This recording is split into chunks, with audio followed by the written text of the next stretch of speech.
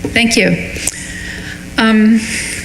I have been taking notes as everyone spoke. The whole idea of place seems to me certainly an intriguing one, and I was thinking as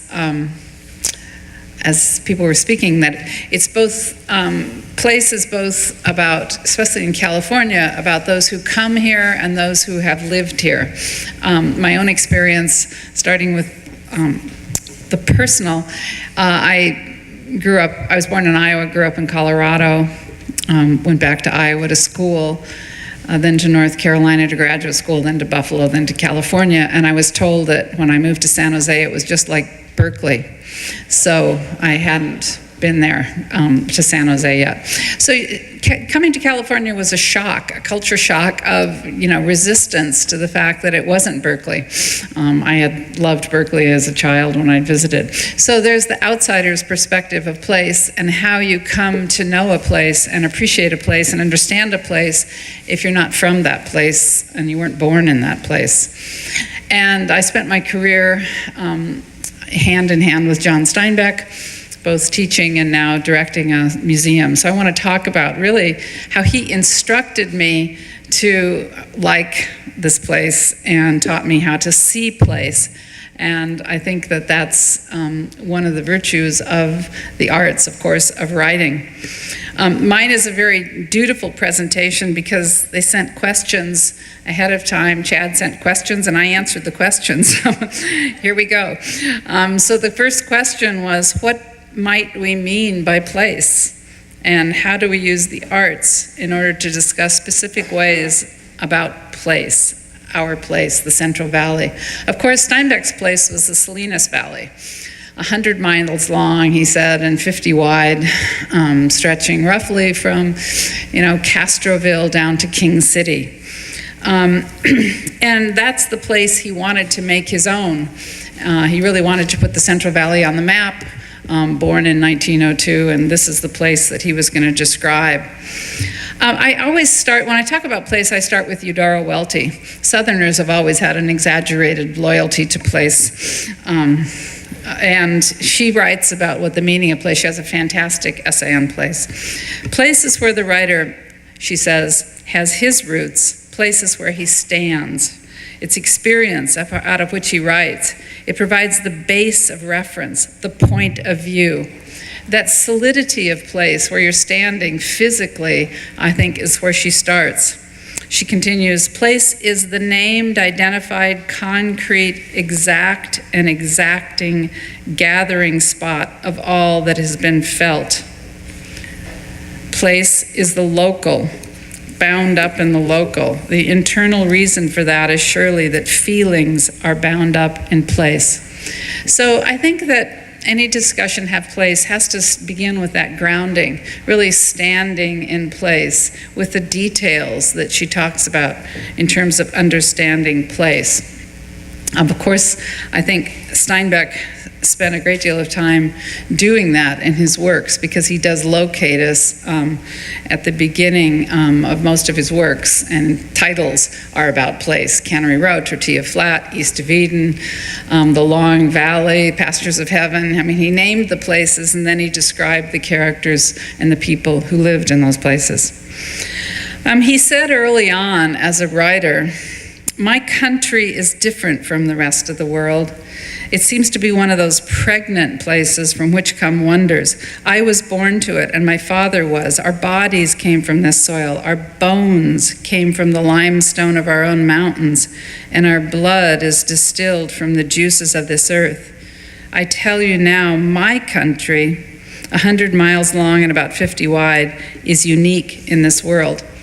That sense of ownership, again, which is something I didn't have when I came to California, but the sense that you were born here and that your legacy was to describe it, I think is what Steinbeck and many people writing about place feel strongly. This is my place. I have to talk about my place of origin.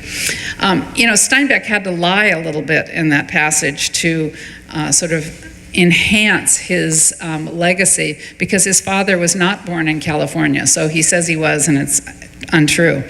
I was doing some research on London and Frank Norris. They also lied about their roots in order to make them seem more thoroughly Californian. It's like you have to be a 49er or it doesn't count, that sort of legacy that we have.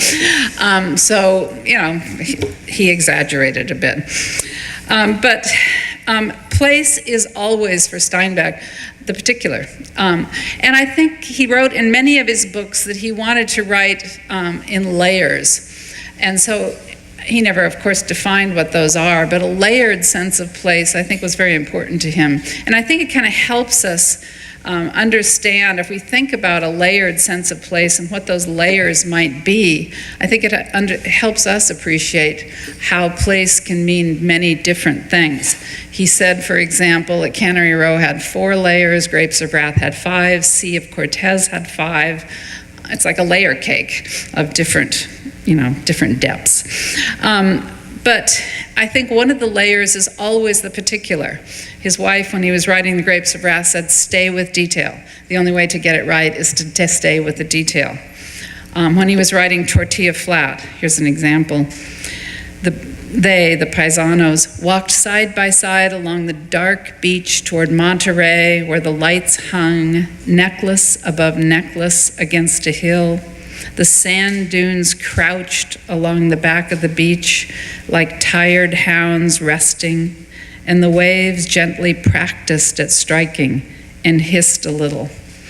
I mean, to evoke place is really to see it, to participate in the actuality of place. So I think that's layer number 1 for anybody trying to approach, and appreciate place. Layer number 2, I think, is place and character, because place is, of course, defined by the people who live there and vice versa. Eudora Welty also says that character, understanding characters in place is absolutely essential. She says, quote, place has a good deal to do with making characters real, that is, themselves, and keeping them so. It is our description outside that defines us willy-nilly to others, that may save us or destroy us in the world. It may be our shield against chaos, our mask against exposure. But whatever it is, the more we make in the place we live has to signify our intent and meaning. So we are defined by where we live, who we are, etc. So I think that to see characters in place is essential to good writing about place. If you're going to have characters living in a place, you have to see them as part of that place and the ways they do belong in place. Steinbeck, I think, does that in many different ways, and I'm not going to talk about all of his books, obviously. But I want to give you the example. Think of Ed Ricketts. Ed Ricketts is so identified with Cannery Row and that laboratory where he worked that indeed, when Steinbeck wrote Cannery Row, the street was renamed eventually Cannery Row because Steinbeck defined it in a piece of fiction. So fiction becomes life. And then, of course, life, people want it to be just like the fiction. So there's that intersection between tourism, real life, fiction, and character. Ed Ricketts is a kind of guru in Monterey. There used to be a mural of him floating above the city like a god. And that's kind of how people think of him. But the way Steinbeck writes of him, in the spite of his friendliness and his friends, Doc was a lonely and set-apart man. Doc was a night crawler. The lights were on in the lab all night, and yet he seemed to be in the daytime, too. And the great shrouds of music came out of the lab at any time of the day or night. Sometimes when it was dark and when it seemed that sleep had come at last, the diamond-true child voices of the Sistine Choir would come from the windows of the laboratory.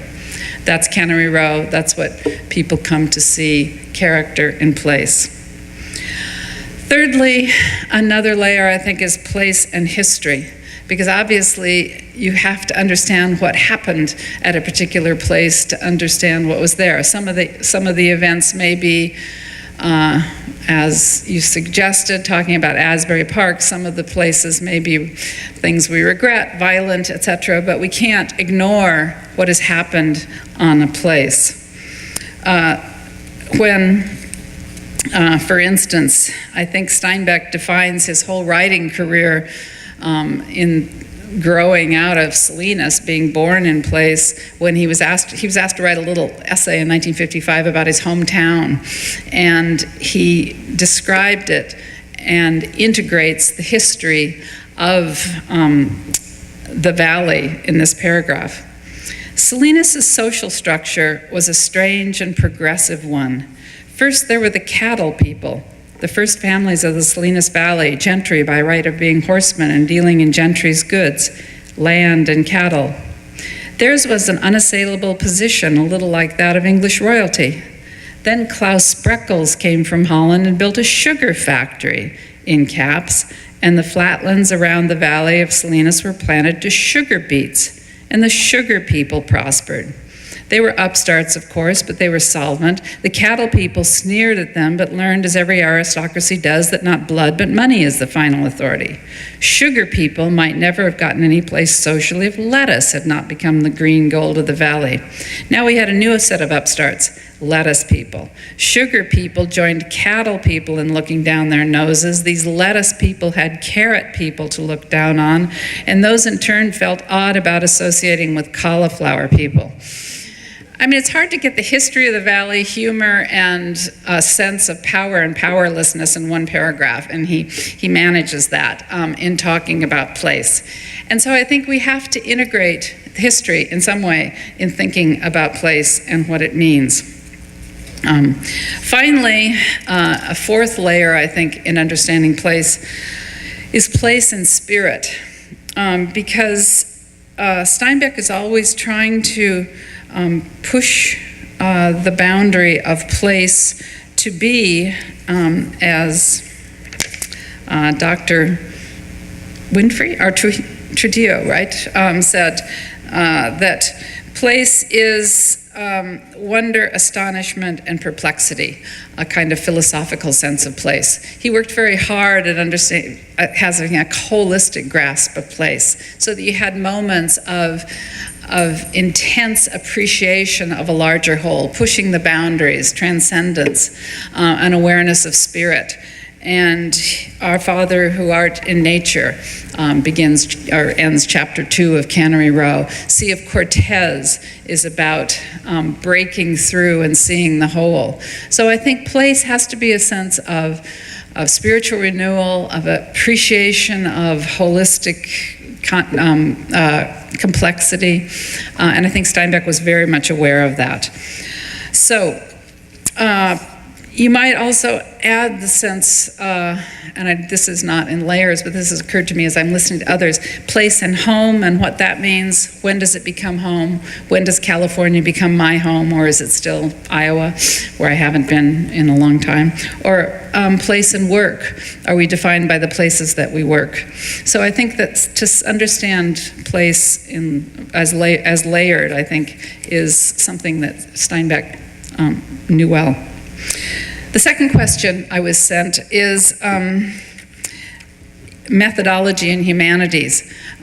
Why does writing help us understand place? He says, the only advantage I see to writing at all is to overturn precedent. All my work has been built more or less on plans unused. It's the only way I can take any pleasure in work. I think that writing and what Steinbeck saw himself as kind of dedicated to putting this place on the map, dedicated to telling the stories of those who'd been ignored, the invisible, marginalized people in the places that he saw. I think that writing helps us see and participate. Participation was a word he used over and over again, that he wanted his readers to participate in the actuality of what he was talking about. So I'll not say too much about that to get to my other two questions. Arts in the Central Valley, what are the stories to tell? What are the right stories to tell about art? I have been, for the last year and a half, the director of the Steinbeck Center in Salinas after a career teaching. This opens up a whole new set of questions for living in place, because Steinbeck connected me to California. Being a director of a small museum in a relatively small town in California opens up the questions of how do you understand a city? How do you bring a person like Steinbeck not only to the city, but broaden out to an audience that is national and international? What kind of questions do you ask? I passed out some materials on the Steinbeck Center. Most recently, we did a big read of a book called Sun, Stone, and Shadows, 20 great Mexican short stories published, sponsored by the NEA, published in both Spanish and English. So in an attempt to bridge gaps and bring a community together to discuss a book, but what is the mission of a place like the National Steinbeck Center, I think is a question that I have to ask over and over again, looking at mission statement and vision statements. The mission is currently explore Steinbeck's legacy and contemporary relevance through education, exhibits, programs, and collaborative projects. And then finally, the question posed was, does literature, music, and visual art reveal the interiority of a place? How do you experience place from the inside? Well, Steinbeck was a witness, of course. He's a writer who's has known work. He did work as a young adult in the fields. He spent time a lot of time when he dropped out of Stanford, working in the fields. But I think that to be an outsider and to be an empathetic voice was part of his legacy. So I think that reading Steinbeck, even though he's writing, say, about whites in The Grapes of Wrath or in A Dubious Battle, a lot of people read it more about class, that he's writing about those who are marginalized and impoverished. And so the Okies story becomes a universal story. The Southwest migrant story becomes a universal story. I think I like to quote Arthur Rothstein, a photographer, who said that he was sent out in the field to create a record, quoting Lewis Hines, documentary photographer. I wanted to show what had to be appreciated, and I wanted to show what had to be corrected. And I think that's a very good description of documentary expression in the 30s, of Steinbeck's role as a writer, to show what had to be appreciated and what had to be corrected, and the voices of those who are, I think, passionate about representing people who might not have a voice at that time. I'll close with one more comment about telling a story from Sea of Cortez, which I think is Steinbeck's own favorite book, and the one that teaches us most about what he thought and how he saw. He said, anytime you go to a place, as he was a visitor to Sea of Cortez, we wanted to see everything our eyes would accommodate, to think what we could, and out of our seeing and thinking, to build some kind of structure and modeled imitation of the observed reality. We knew that what we would see and record and construct would be warped, as all knowledge patterns are warped. First, by the collective pressure and stream of our time and race. Second, by the thrust of our individual personalities. So, of course, any vision of place is warped by the person, but just shaped by the person who sees it. And I think we always have to keep that in mind as we think about place, and it can be both energizing, and I think we have to be sensitive to the power of that. So thank you very much.